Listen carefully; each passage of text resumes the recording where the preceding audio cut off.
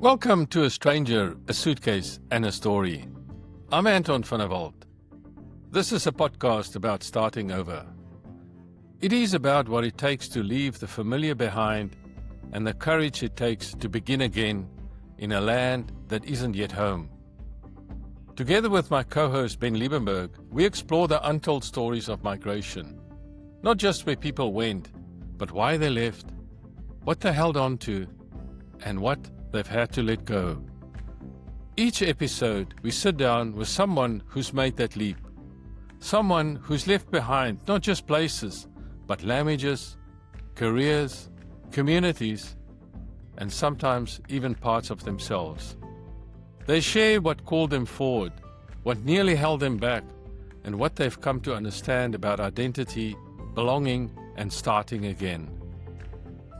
Produced in partnership with Southern Crossings, a community for South Africans forging new lives in Australia, this podcast is a place to feel seen, heard, and understood. Because this isn't just about visas or paperwork. It's about identity, loss, hope, and the quiet strength it takes to rebuild a life piece by piece. So wherever you are on your journey, arriving, settling, or still thinking about it, welcome. This is where stories connect us all. Good morning, ladies and gentlemen. This information to customers travelling on the land airways, flight LA 800 President, Qantas 321, service to Auckland and Santiago.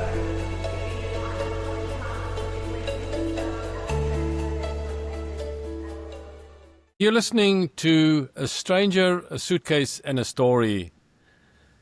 With me is Ben, my co-host. Ben, are you ready for today? Yeah, looking forward to it. It's something different. We normally do the pod closer to the weekend, and today's a Monday, so it's a little bit out of rhythm, but it's a special pod as well. You know, it's a little bit outside of what we normally do. So it's all good. Yeah, that's great. I'm really great. It's good to have you here. Well, let me immediately start to introduce our guest. It's really a special guest today because he sees migration from a very different vantage point. So Sean Kupferberg is the Managing Director of NWI, or New World Immigration, and they are based in Cape Town, South Africa. So Ben, this is the first time in our podcast that we're speaking to somebody in South Africa, which is really special. And he and these companies specialize in Australian, Canadian, South African, European, and American immigration. Sean works at the intersection of recruitment and immigration. And since 2014, Sean has helped individuals and families navigate business and skilled migration pathways, first into the United States and since 2016, increasingly into Australia. But beyond paperwork and visa subclasses, Sean works with something much more human, which is emotion. When families first reach out, he says the dominant feeling isn't ambition, it's the need for security, stability, and a future for their children. He watched people move from just thinking about it to committing to the process, often when fear is replaced with clarity and when the path forward feels possible rather than overwhelming. Sean also sees the misconceptions that the process is impossible, too expensive, or out of reach, and the emotional realities people underestimate, especially the weight of leaving family and familiarity behind. Over the years, he's helped hundreds of South Africans make the move from corporate professionals to tradespeople like butchers, which I'd love to hear that story, Sean, who've rebuilt their lives in Australia in ways they never imagined. In this episode, we'll explore migration from the other side of the desk. What really drives people to leave, what holds them back, what makes someone thrive after arrival, and how the migration landscape for South Africans is shifting right now. So welcome, Sean. Really great to have you on the pod today. Thank you for that introduction, Anton and Ben. It's good to be part of your podcast today. I've been following a lot of the material and content that you've put out for your viewers, and I must say, it is a very intriguing approach that you guys have taken, and just the title alone is really cool. So it's a pleasure to be part of this with you guys today. Yeah, thank you, Sean. The backstory is it took us 3 weeks to get to the title, so. But I think we got it. There's not a single person that has said to us, "Wow, that's a great title." And it's right. It's right. Yeah. No, So, it is, and it's exactly what a family would go through. It's a suitcase. It's one's journey, and yeah. you go into a country where you feel as if you are a stranger, and it can be like that for a long period of time, depending on your approach and how proactive a family is when they arrive on the other side. Yeah. So, but I guess we'll get into that throughout the podcast. Yeah, we will. So Ben, if you indulge me a little bit, I first want to, Sean, start off with our suitcase moment for today. Absolutely, Anton. I think it's important that we start off with that. Yeah, and then maybe one day when somebody listens to this and think it's a really great idea to sponsor a suitcase moment, Yeah, there's a there you spot. go. There's an absolute spot for them there. There you go. So today's suitcase moment is about security that has always moved people. So before immigration became a visa subclass or point score, it followed moments of uncertainty. So from an Australian point of view, in 1961, South Africa became a republic. I might say, Sean, I think it's before your time. And formally left the Commonwealth. In the years that followed, outward migration of skilled professionals increased, particularly amongst English-speaking South Africans. Australia, meanwhile, was deep into its post-war nation-building phase and actively recruited skilled migrants to support industrial and infrastructure growth. Engineers, doctors, accountants, and tradespeople. And I think I had a kind of conversation just before this with Ben, and he said there was a lot of our coloured people from the Cape that came here also sort of end of 70s, early 80s. But not as refugees, but as adventurers and professionals making calculated decisions. But the pattern intensified again in the late 1990s and early 2000s after the democratic transition in 1994. South Africa entered a period of enormous political and economic restructuring. Optimism was real. I mean, I was still in the country at that time, and I know Ben was as well. But so were concerns about crimes, currency, volatility, and long-term stability. At the same time, Australia refined its point-based skilled migration system, making professional relocation structured and transparent. And by early 2000, South Africa had become one of Australia's largest non-UK sources of skilled migrants. According to the 2021 census, there are 189,207 South African-born residents living in Australia, and the Department of Home Affairs in Australia estimates that the number had grown to 214,790 by mid-2023. Western Australia and Queensland remain the major landing zones, shaped by both mining and professional pathways. But I think statistics never tell the first part of the story. Migration rarely doesn't begin with ambition. It starts with a conversation at the kitchen table and begins with security, with parents calculating the risk, with families deciding whether familiarity is worth more than certainty, and with questions about schools, with a sense, sometimes urgent, that the future needs reinforcing. So policy provides the mechanism, but emotion provides the momentum. And that tension between what is legally possible and what feels necessary is where you work every day with, Sean. Indeed, and I must say, as cliche as it sounds, it's with a lot of passion. Every family has their own story. Everyone has their own unique, reason for this. But in most cases, Anton and Ben, over 12 years of helping families, whether it's through the immigration paperwork or whether it's helping them secure a good job and a sponsorship in Australia, it boils down to the pursuit of security. So South Africans and in most parts, when I speak with parents, if it wasn't for their kids, and if they were single, and I hear this often, they wouldn't go. They love South Africa. We're very patriotic. We love our country dearly. But when it comes to security, the number one reason that I speak about is their kids' safety. Schooling is one thing, general safety, walking to a park, walking, down the road to a friend's house, walking through shops nowadays. Again, as much as I love my country, these are the realities of South Africa, and one of the biggest reasons, if not the biggest, for a family to want to make the move. Sean, I'm interested, because everything is true. But why would somebody like yourself end up going to this profession? How do you choose this profession? How did you end up doing what you're doing?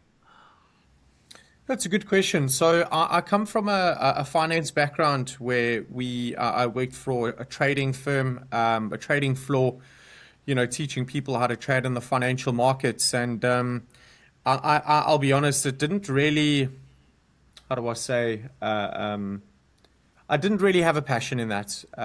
You constantly see figures, you constantly, unfortunately, seeing people sort of gain, massive financial wealth, and unfortunately, a lot of people lose it, and it never brought, happiness on a day to day. And I then came across a vacancy that Robbie Raglis had posted, on a site on Seek, if I'm not mistaken. It was for an immigration role, so I'd applied, and initially it was for the South African immigration and and US immigration, and I started really pursuing and finding a lot of interest in Australian immigration, because it's very black and white.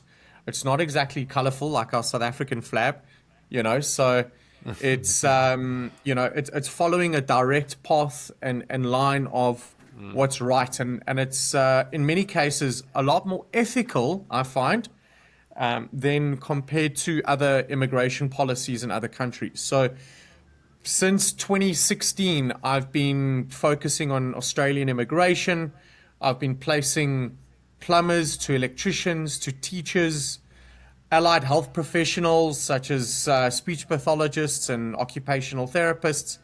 And as time has gone by, we've built up a larger and larger database of businesses throughout Australia, placing candidates, as we've increased a lot of interest from South Africans that are looking to call Australia home. So it's nice. It's married each other very well. And this is why I really enjoy what I do, is that you're getting an opportunity to help the family get their visa. So you're phoning them and telling them that, congratulations, you've received your visa after such a long time, And then on top of that, you're also having a separate phone call telling them that they've been successful in an interview and they've got a job. In fact, I've got 2 families I'm going to be phoning this morning after this podcast. We've got a chap by the name of Gerrie van Niekerk, who's received an opportunity as a diesel mechanic in New South Wales. And then I've got another candidate who's received an offer from the same business, also South African. So I'm going to be phoning them just after this podcast to congratulate them, so they have absolutely no idea that I'm going to be phoning them. So really looking forward to that. That's wonderful. So let me just check with you. So beyond doing migration, you also help them finding roles. Is that also, are you like I don't know if recruitment agency is the right word, but is it sort of combined 2 things that you guys do? Yes, so it was interesting. So back in post-COVID, immigration wasn't as active as what it used to be prior to COVID. As far as the points-based system is concerned, a lot less people were being selected for skilled migration, or it was just taking a lot longer. So we had seen this and had to adapt quickly to try and find businesses in Australia to essentially offer positions to foreign skilled migrants. And we would then assist the business and the family go through the subclass 482 or the work permits in this case. And that would allow us to expedite the process in getting them a skilled visa, permanent residency, and so on and so forth. So we had to adapt and pivot accordingly very quickly to ensure that we're essentially able to get families permanent residency. But we had seen a great gap in the market for our business to expand and offer an additional service, such as Yeah. recruitment. That was a very smart move. I didn't know that. And I certainly want to give you at some point during the podcast an opportunity to talk a little bit about NWI. But so are you a Cape Town boy? Originally from Germiston, actually. Born in Oh my Benoni, God! but originally Another one from the Gauteng. Far East. We've interviewed so Yeah. many people, Ben, from the Far East. So, Yeah. did you grow up? Many of them grew up in a mining area. But anyway, yes. So you're from Yes. Germiston, right? Okay. Yeah. So lived in Germiston, lived in Primrose for most of my life, and then my family. My dad was in the chemical game, so he often found himself working and doing a lot of business with pack houses around South Africa, food pack houses and so forth. So we found ourselves moving quite a bit from the Free State. I lived in Bethlehem for 3 years, and then we moved up to Limpopo and lived there for 4.5 years. Matriculated at Merensky High, or Hoërskool Merensky. Played some good rugby there, and then after matric, I moved to Cape Town and never looked back. I packed my bags, and I never looked back. I was very young at the time, and yeah, Cape Town. I've been in Cape Town for about 16 years now. Okay. Yeah. Yeah, that's interesting. So, I'm thinking, if you go back to how you place people and so on, but I remember when we first took the decision to come across. That was, I know Ben is a different story than I had, but mine was we had our son. I was working at the time in China, and we had a son, and we said, well, where's he going to study? Well, we had family already by then, staying in Newcastle. And then said, no, it's better for him to come and study here in Australia. And then he studied, and then we said, well, we've got one kid, so there's no ways we won't go. And then we went to an agent and all that drama of getting a visa for years and years. You stuck it out until eventually you get it. And I ended up in Australia after I ended my corporate career, thinking that my visa will now come through, and it still took 2 years. So, Sure. so yeah, it's so. But let's talk a little bit about, when you first get approached. Sort of what is the common thing that happens? Oh, why? So the first thing, mainly South Africans, things tend to differ when you speak to Europeans and their particular reasons for wanting to leave, their respective country. But South Africans, focusing on us for a few seconds, South Africans, first thing is, as I said, security for their kids, and then job security for themselves. We often in contact with families and people that live in Rustenburg and places that have a very active, or used to be a very active, mining community. And as I'm sure you both know, a lot of mining operations have come to a complete halt. Many of those mines have been bought over or closed. So, unfortunately, there's a lot of accelerated unemployment taking place within the mining community. So you'll get a diesel mechanic, or you'll get an auto electrician, or someone that works in the mining sector in the process of potentially losing their job where they've worked for the mine for, 10, 15, if not 20 years. So they'd make contact with us initially to find out how this process would work, what steps they'd need to go through, what costs are involved and timeframes. And to an added layer to that, we'd then be able to introduce a recruitment aspect to look at their placement opportunities. So in many cases, we would already have vacancies on our job portal or job board. So when we are helping families go through the visa process or immigration process, we've already earmarked potential vacancies for them as well.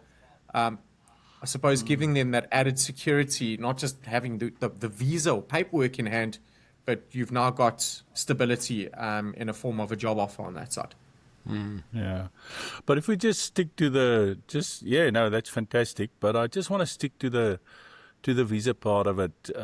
Yes. Because I think,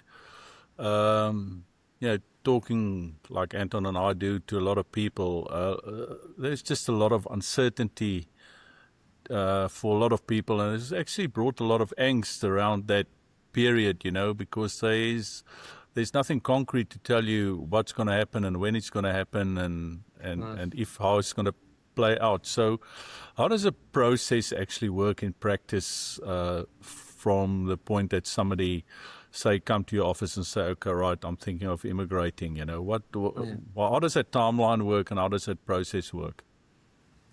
Oh, it's a good point you brought up there, Ben. And when a family approaches me, let's say hypothetically speaking, it's a teacher. A lot of South African teachers are moving to Australia now because of the demand for teachers across Oz. So we'll use a teacher as an example. So teachers have two main options of getting into Australia. The one option is a skilled visa or general skilled migration, and that works on a points-based system. And then we have the other option, which is a work permit, where we would approach schools on that side that are looking for candidates, and we'd also be putting their CV forwards. But essentially, a family has these two visa options available to them. So we would discuss these two options in detail with them, and they would essentially start potentially a 2-year skilled migrant program, which is, again, where the points ranking system comes in. Now, because that process takes about 2 years, some families aren't looking to get there in 2 years. They may be quite anxious and wanting to get there within the next 6 months or 12 months. And that is where the work permit process or the sponsorship process comes in, because we could essentially get the family across to Australia whilst they're busy with their 2-year time frame or 2-year skilled visa process. But we'd then be able to essentially expedite to get them there on a work permit and continue running their skilled migrant program in the background to finish up that 2-year time frame and to become a resident of Australia whilst on shore, again, rather than waiting for it to be approved after 2 years still being in South Africa. Because it's true that often sponsorship visas doesn't necessarily lead to permanent residency, right? Yeah, exactly. It's very much reliant on the employer at the end of the day, and unfortunately, we can't guarantee or hold promises on how that relationship will unfold, with the employee and employer over time. It may go fantastic and very well. And unfortunately, there is a reality of things get sour, things can go belly up.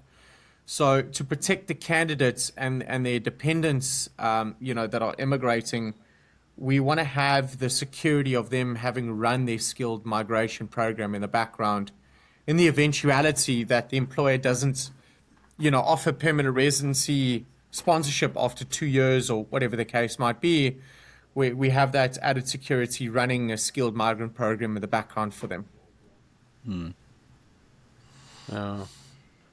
You mentioned it earlier, and you're right. I think that there's some interesting things in Australia. So it just depends how you see it. But the one thing that I enjoy about living here is, and we talked about it before, is that there's a lot of things that are pretty certain, right? So if you're going to get a passport done, then you know exactly what to do, and that process will work the same way. It doesn't matter how much you pay; you won't necessarily get it faster or a bluer book or anything like that. And the same with visas. They're pretty, as you say, black and white. So that's probably, it's good for people like yourself running this business because you know where to go, and the kind of variables are usually other things like the numbers that are being proved every year and stuff like that. And things don't necessarily change that often. But I'm sure that working with South Africans, they take a while to understand that, but isn't there a different way? Isn't there like a side entry that we can go to? What if we can pay more? When we get there faster, can't you do something for us? Can't you speak to the minister to see if they can expedite our thing? We got a real issue that is different from everybody else and so on and so on. I'm sure you get those conversations, right?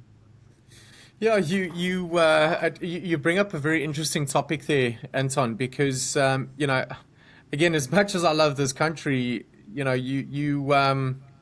everyone unfortunately knows it, is that some interesting things can be done under a table, by having an extra rand or two being put forward to whoever. Now, whether that's, South African immigration and whatnot, some interesting things can be achieved through financial means, Yes. So, with that being said, fortunately, Australia, as I said, is very black and white. So as immigration agents and immigration firms around the world, have the benefit of working with a country that is very ethical and the policies are very down the line that allows you to follow these programs. And there aren't certain scenarios that could adjust and loopholes that are introduced through immigration. And, so it makes life that much easier for us. Yeah. Yeah. Yeah, but by the same token, we've spoken to a few guests that also said by the same token they were, they thought that the process was going to take, say, between a year and 2 years, they were told, and it ended up taking 4 years or a very long time before it actually happened. So Yeah. even though there's probably not them specifically, it's probably just the process, but it's also no guarantees that it's going to take a certain time either. You guys are still like everybody else. There's still a process, and that process is not 100% defined in the timeline. Well, that's how I understand it. So maybe you can explain it to people, because I'm sure a lot of people, that we've spoken to, that's kind of like what they didn't quite understand is, they were given a rough timeline, but then, it doesn't necessarily happen that way. Yeah, so I guess there's two sides of the coin by me saying that, immigration's very black and white and the policies and from an ethical standpoint, very much down the line. But when it comes to the time frames, those time frames vary based on how active a family is in going through the process as far as documentation is concerned. Some people may find getting a reference from an employer would not take a day, but a couple of months. Some face issues with, home affairs, and home affairs taking a long time in producing things like a unabridged birth certificate or unabridged marriage certificate, those type of things. So because all of these things are required when one is looking to immigrate or call Australia home, you're now still reliant on third-party departments, not necessarily the Australian government, but you're reliant on other departments, such as Home Affairs in South Africa, as an example, to produce these documents. And in some cases, these documents can be obtained very quickly, or they take months, if not years. Yeah. So there's that one thing. Secondly, when it comes to Australia, the processing timeframes can also vary depending on the type of visa you apply for, of course. And Australia is also going through their fair share of backlogs because so many people are looking to call Australia home, right? So, I mean, we were lodging work permits for teachers to start in the first term of this year, and we were lodging their visas in the beginning of December of last year, and many of them got approved toward just before Christmas of 2025. And we've also subsequently waited for a lot of these visas, and they're still in process. Call it 3 months now. So it's the time frames can vary dramatically. Yeah. So what is then, talking about that, what do you think people arriving on your doorstep, they sort of the common misconceptions about this whole thing for them? About immigrating, it's I think the most daunting thing for South African that looks at this process, the process itself is daunting, and the steps one would need to go through, because it's the first time that a family would essentially entertain a big move like this to Australia. And then from a financial point, the financial aspect of immigrating, I mean, it can cost a family. And I've seen it personally, with a recent butcher that we placed in Australia, where he took very little over because he just didn't have the financial means to take a lot of money over. And then you've got families that pay 300,000 Rand for skilled visas to come through. And then on top of that, they're wanting to take over 400,000 Rand, in savings. And some families just don't have the ability to do that. So the misconception from a financial point, it can either look like very, how do I say, you can tackle it and sort of get it done. And then you've got in the other spectrum where people think that it's going to cost you, over 500,000 Rand to make this happen. The reality is that for an average family of 3 to 4, the process from start to end to get a skilled visa will cost you in the ballpark of around 250, 300,000, depending on your occupation, right? But because that's paid over a period of about 3 or maybe 2 years, some families can absorb those costs relatively easily. But then on the other hand, if you're speaking to someone that may be a butcher that's maybe earning 15 or 20,000 Rand a month that has 2 kids going through school, they look at those costs and it's impossible, So yeah, the misconception of the costs are one thing, is one thing, should I say. And then managing the steps of immigrating. Can I actually get this done? Am I in a good enough emotional state of mind to actually go through this process? Well, I think that, Ben, that touches a really interesting point, because there's the one thing that people talk about on our podcast is this resilience that they have to have, right, when they come across and so on. But Yep. I think what there's not enough speaking about is the resilience that you have before you come. If the average cost is 250 or 300,000, then that's for a South African, that's a lot of money. And depending on what visas, it gets much worse.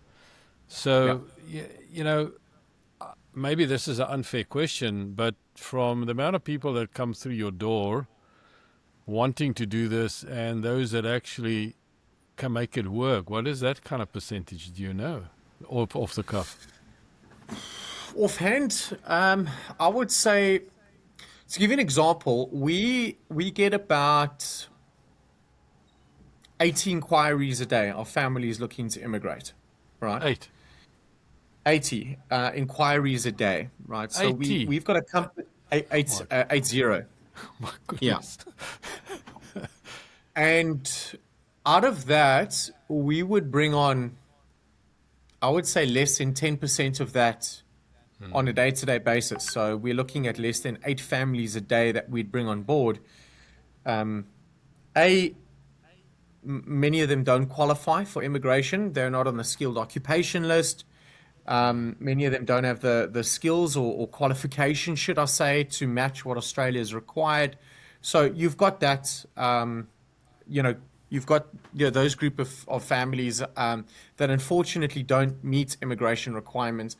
And then on the other areas where you do happen to have families that qualify and meet the respective, demand and so forth, but don't have the financial means to go through that process. So I would say less than 10% of families that we make contact with actually go ahead with the process because of those 2 reasons. Yeah.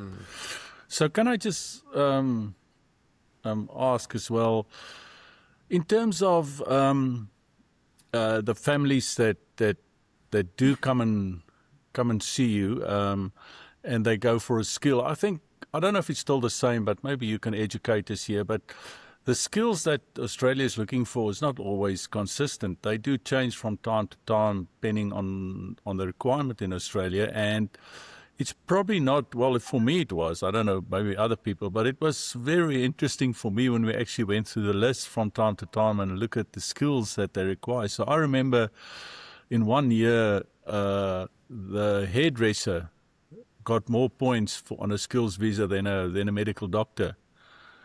And, so it's not always a South African perception of what you would think skilled is as to what Australia is looking for. I mean, I know at the moment because I'm in the manufacturing game. I mean, we're really looking for mechanics and auto electricians and tradesmen, and you've got a better chance to get in here, I think, as a tradesman than you are than an accountant.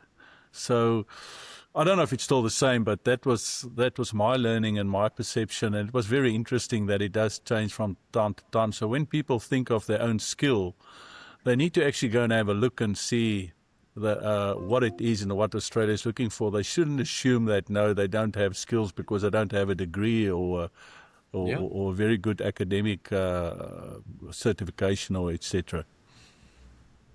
No, it's a very good point that, Ben, because a lot of families, would approach us even as accountants or financial managers, and because they're the breadwinners in South Africa, there's this general assumption that they'd be able to get in anywhere, or at least into Australia very quickly, and we then find out that they may be married to a tradesman like a plumber or an electrician or even a teacher, and first off, the accountant or the financial professional wouldn't be the main member to get them there. It would be through the tradesman or the teacher. And secondly, they'd probably end up earning more in Australia than what the accountant would as well. So it's all based on a supply and demand element. Your tradesmen are in demand. So your trade sector in construction, manufacturing, those particular things, there's a significant demand there. And then, of course, your education. So if you look at the demand, you've got construction, and then you've got your education sector, and then your healthcare sector. Those are your three top-tiered industries at this point that are actively looking to bring in foreign skilled labor. So, I mean, if you sort of,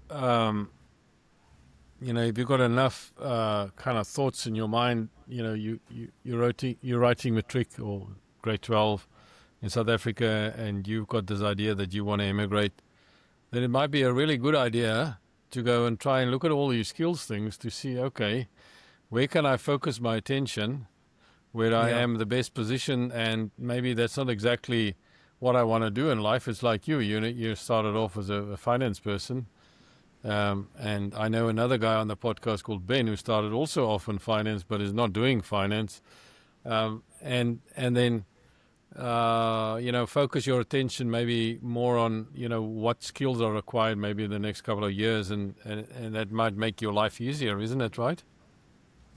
Absolutely. We often get students or matriculants that are wanting to find out how they're looking to get to Oz, and whether that's to go and study over there, and what the right skills would be to study, either over there on a student visa or maybe even continue studying over here.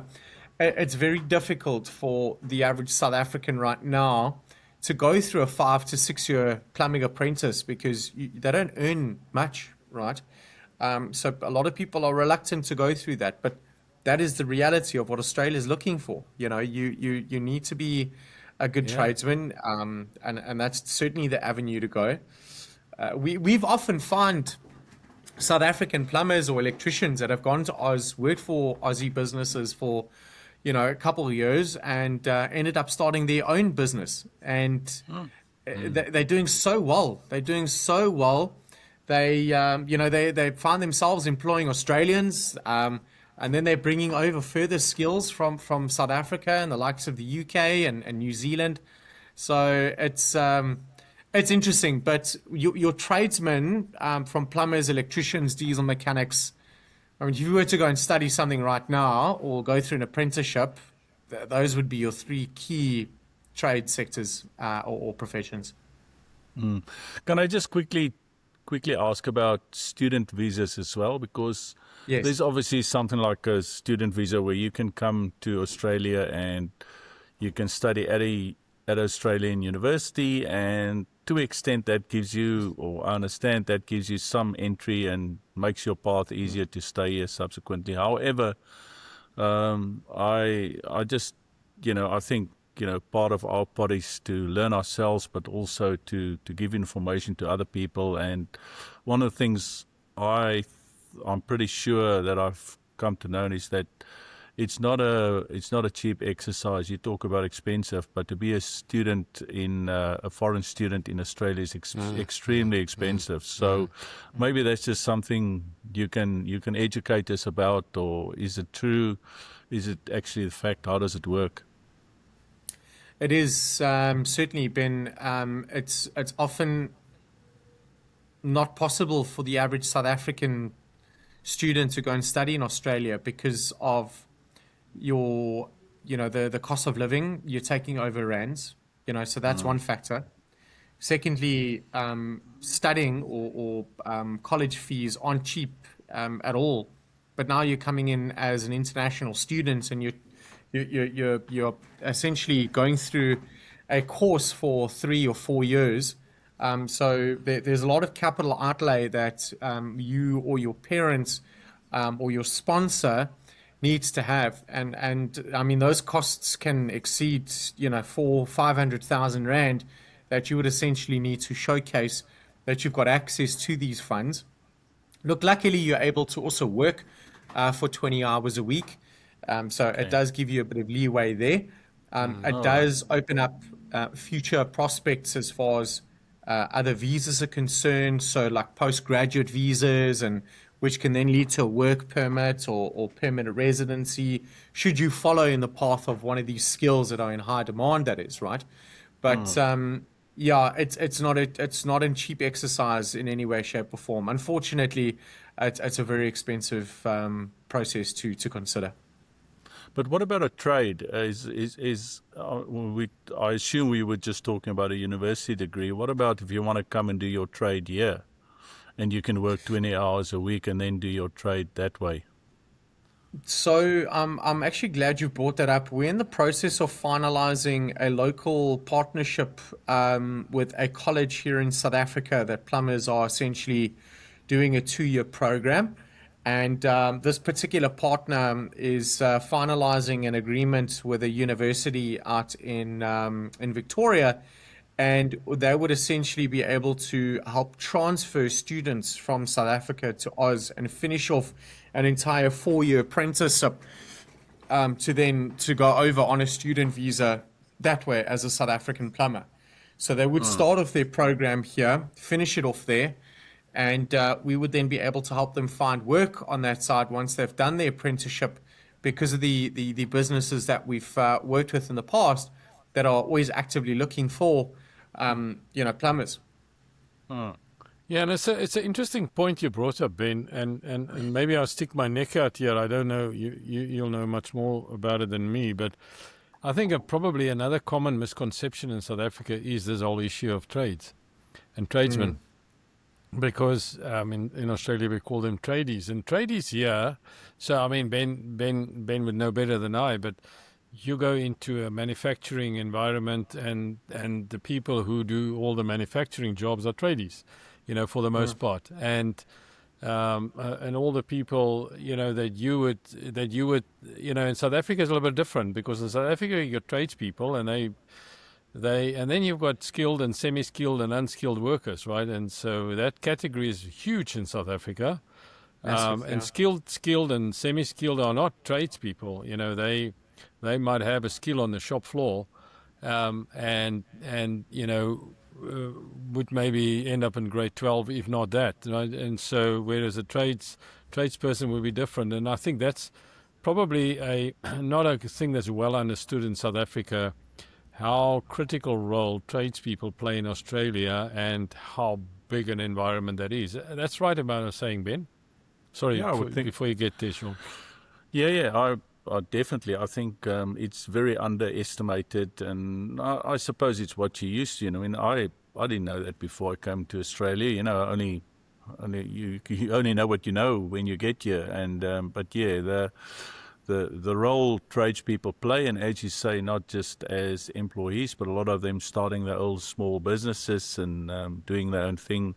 There's huge opportunity, and it's huge demand here, and it's a sought after job. It's I mean, we don't have to go into the how it works psychologically in different countries, but certainly it's a much more egalitarian society here, and there's absolutely no shame in being a tradie in this country. I can tell you that.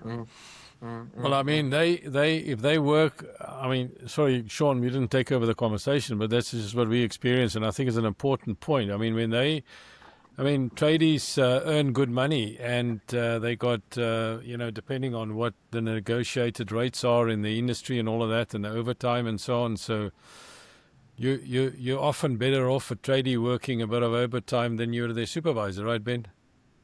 Yeah, and even degreed people that's on a salary. If the tradie working overtime, I would say generally can earn more than a junior engineer, coming out of university. Yeah.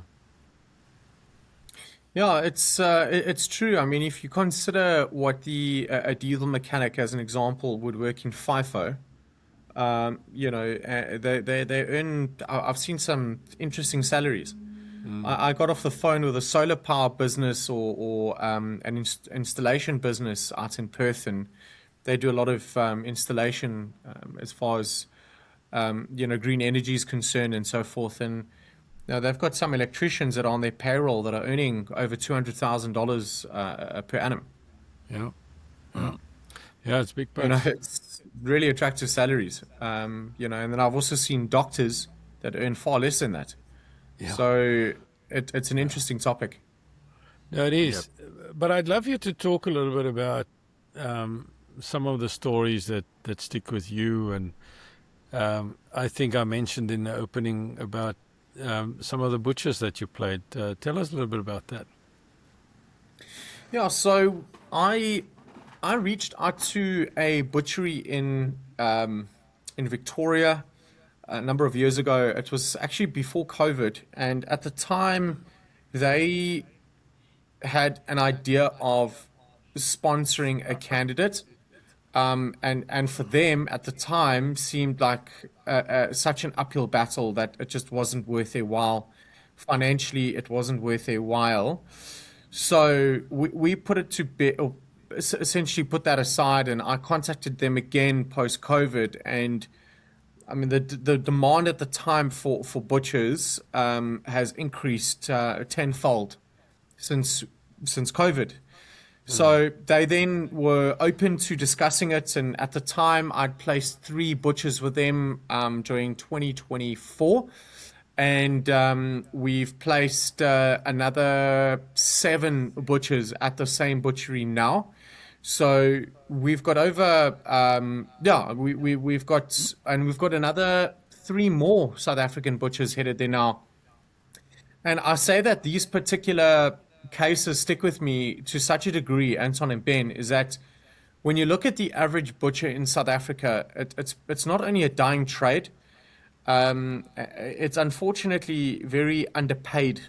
And to try and support your family, to try and support your kids, and just still try and put a roof over their head and put them through good schools and so forth, it can be near impossible unless your spouse is also working in a really good paying role, but it's difficult.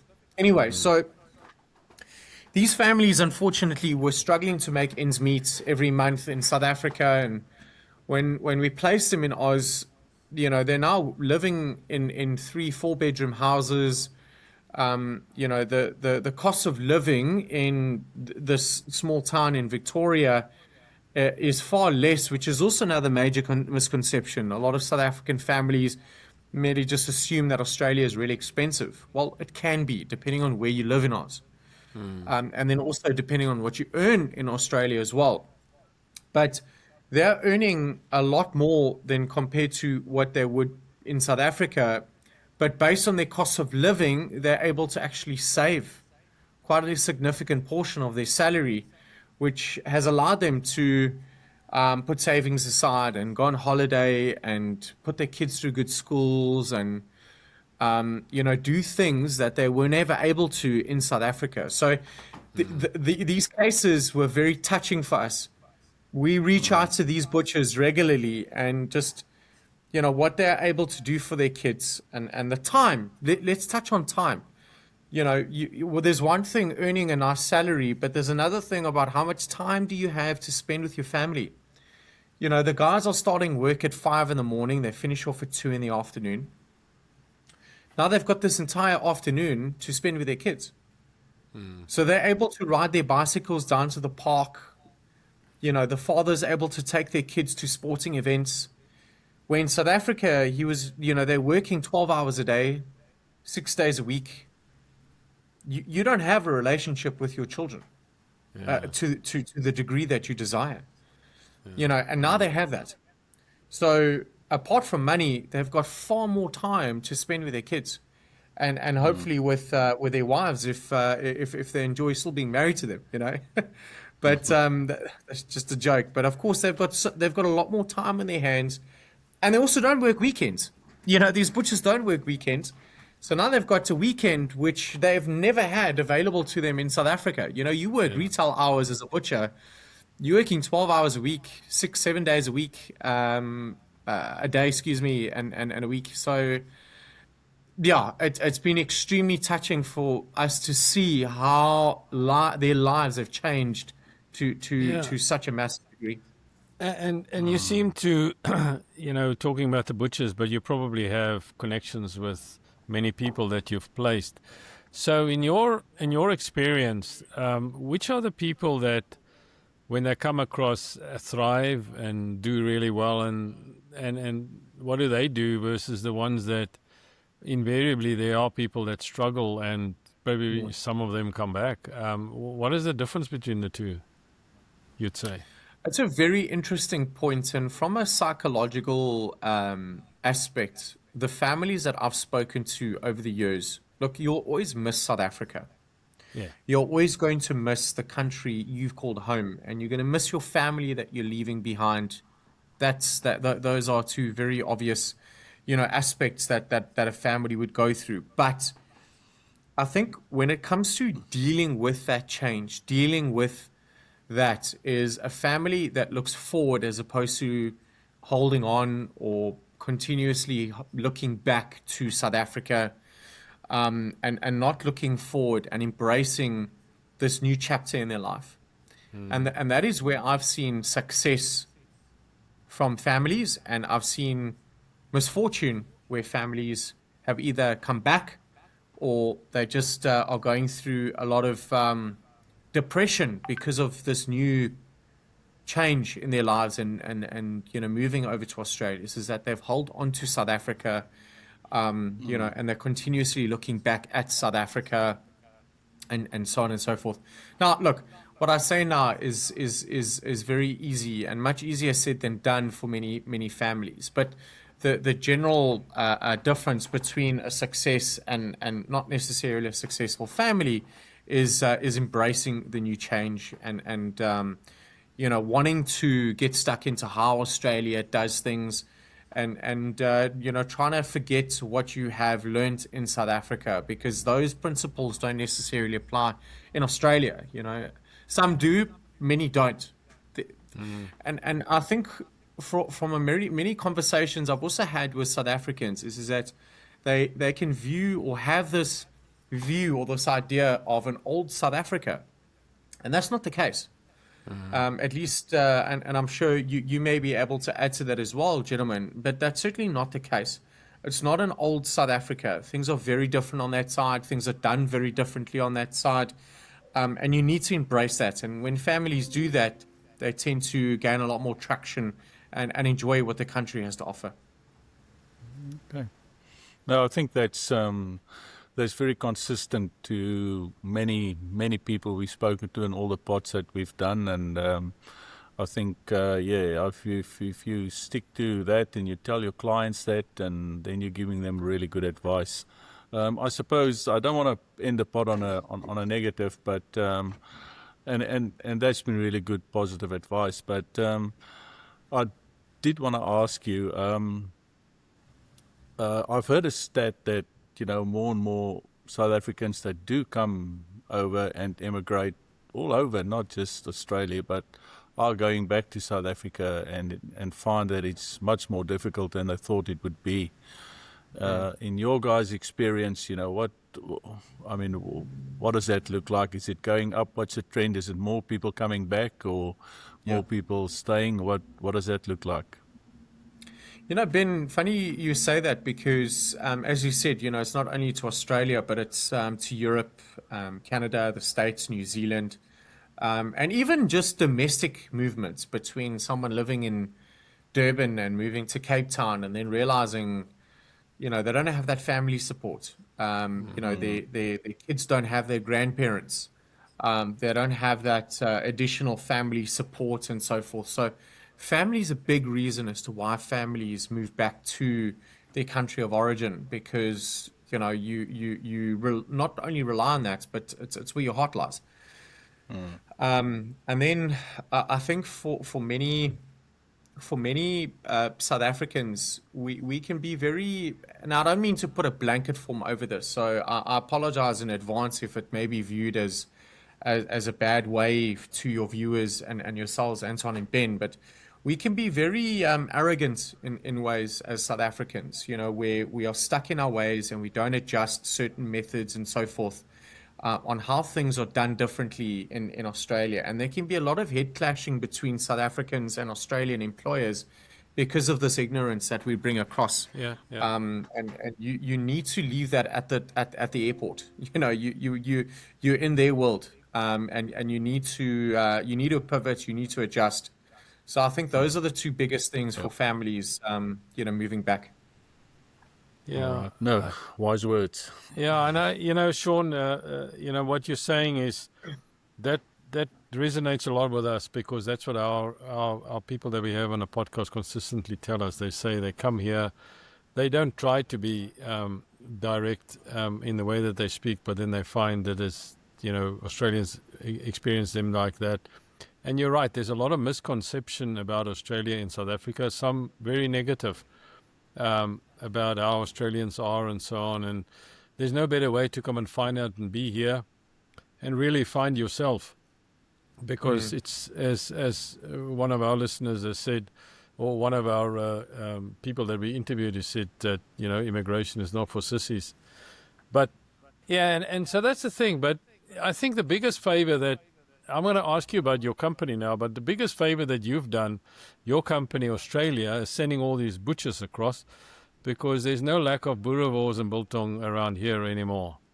There's no question about it. I've been here for almost 9-10 years, and in the beginning it was much harder, right, to find it just 10 years ago. Now, you can go buy boerewors at Woolworths. The Woolworths shopping here, you can do that. And of course, biltong is everywhere. But so that is definitely so. But tell us a little bit about your company. So at least we're helping the South African palate a bit with getting South African butchers there.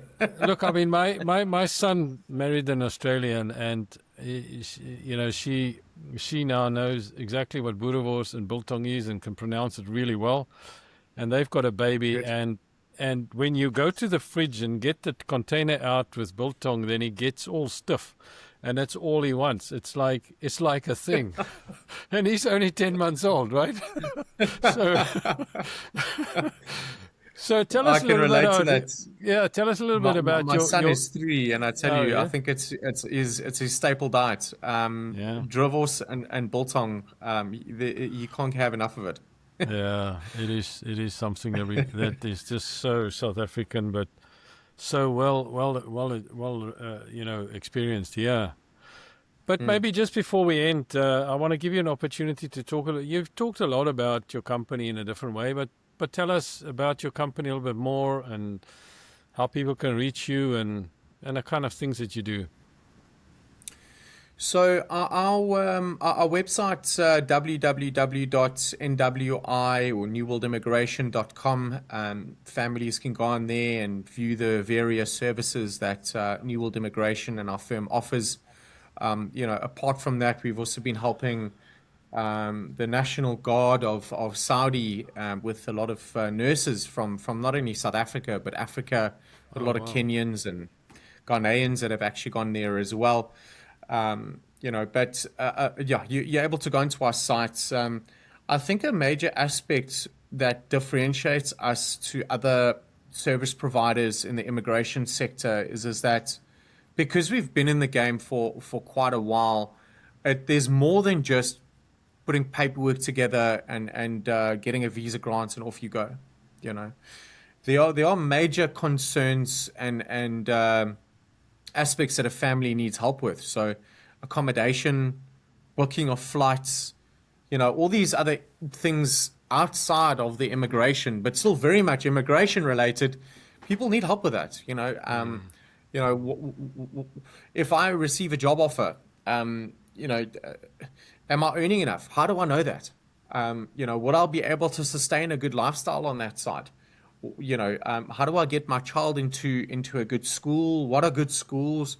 You know, so we have an entire relocations department apart from a recruitment vision that enables families.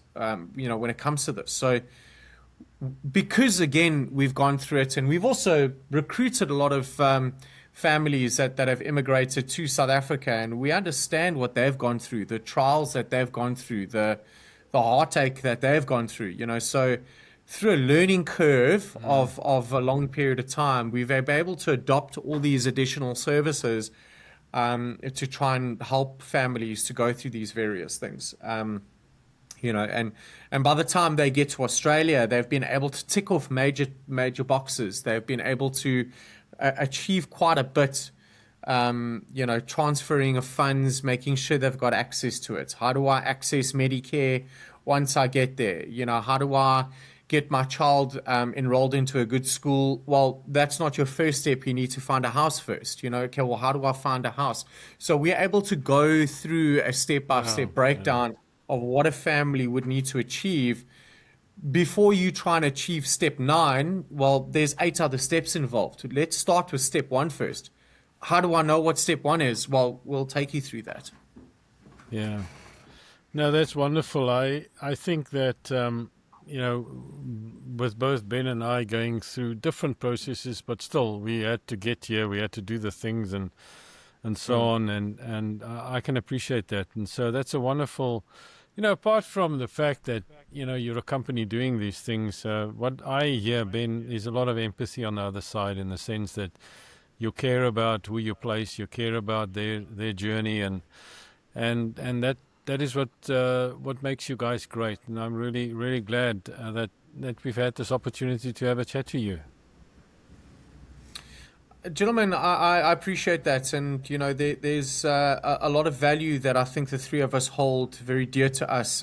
You know, hence your podcast and hence New World Immigration. There's actually quite a lot of synergy there, of course, and it does. You know, if you start a venture like this for anyone, and we see it a lot more often, where a lot of people are starting immigration firms and recruitment businesses, and unfortunately they don't last because it's viewed in the eye of, and I'm not saying this for, you know, all of our so-called competitors out there, but a lot of businesses tend to get into this for the chase of money and fortune and these type of things. But, you know, that's off a successful case of getting the work done, and your reasons for that. Are you starting this to make more money, or are you starting this to change lives? And off the back of that, you're making a success out of it. You know, you're bringing in revenue and so on and so forth. So I think the point I'm trying to make is that we viewed immigration differently, rather wanting to help and do it for various reasons other than just let's try and make a quick buck. That's excellent. So Ben, any last thoughts from you? No, just thank you very much, and you know, hopefully this is helpful for a lot of people. You know, a lot of people we speak to have already immigrated, been through this, and, you know, gone through this. So hopefully we can use this, and our network can use that to pass this on to other people, and, you know, and give them a bit of an insight of what it looks like before they even come. And yeah, hopefully this will be of help to them. So, and I think you had some very wise words there on certain things. Certainly true. I can detest that from going through it myself. So yeah, good luck, and thank you very much for joining us. Yeah, just thank you. just so you know, Sean, I mean 40%, 35 at least percent of our listeners are actually in South Africa. So so this will be definitely very helpful to them. It's a confirmation for those who are here, and it's a kind of, very good story to tell them, or that they can listen to if they're thinking about it. So thank you very much. I'm really glad that you reached out to us and that we could make the time to record this episode. It's been incredibly valuable. Thank you very much.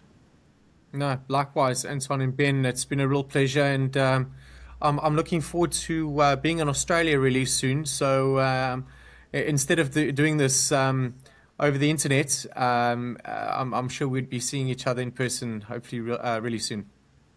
Fantastic. Yeah, that'd be great. Let us know. Yes, Perfect. No, we'll do. Well, thank you, Sean.